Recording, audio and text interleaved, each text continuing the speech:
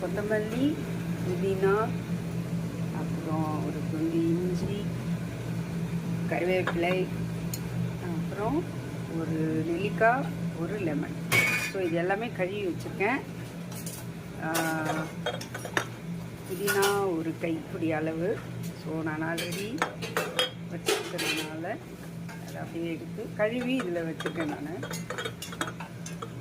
கழுவி காய வச்சு அடுத்தது போட்டு அதே மாதிரி கொத்தமல்லி ஒரு கை, அப்புறம் கருவேப்பிலை ஒரு கை. ஸோ அப்புறம் இது பார்த்திங்கன்னா இதெல்லாம் கட் பண்ண வேணாம். இங்கே பாருங்கள், அப்படியே போட்டேன். இதுவும் அப்படியே போட்டேன், இதுவும் அப்படியே போட்டேன். போட்டுட்டு இதை மூடி மிக்சியில் அடிப்பேன்.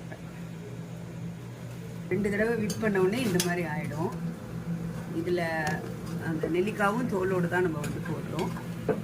இப்போது லெமனும் தோலோடு போடுறோம். இங்கே பாருங்கள், நெல்லிக்காய் இந்த மாதிரி வந்துடும். ஸோ அதை எடுத்துடுறேன். 2 தடவை விட் பண்ணிட்டு எடுத்துடுறேன். எடுத்துட்டு மறுபடி கொஞ்சமாக தண்ணி சேர்த்து 1 செகண்ட் எவ்வளோ தண்ணி சேர்க்குறேன்னு காமிக்கிறேன். இவ்வளோ தான் தண்ணி சேர்க்குறேன். ஸோ இதில் ஊற்றிட்டு மறுபடியும் இதை மூடி நல்லா அரைக்கப்படுறேன்.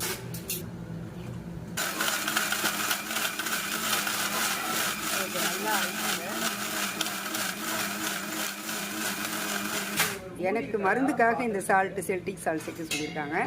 நீங்கள் நார்மல் சால்ட்டும் போட்டுக்கலாம். அரைச்சாச்சு.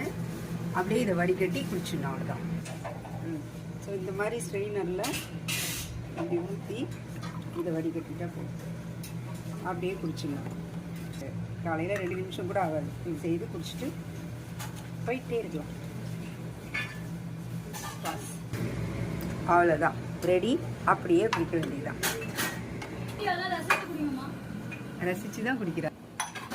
பாருங்க, என் தங்கச்சி எல்லாம் குடிக்கிறாங்க. நல்லா இருக்காமா? Super, thank you. இன்னும்லாம் குடிக்காத, எனக்கு வேணும். குடிக்காதடி.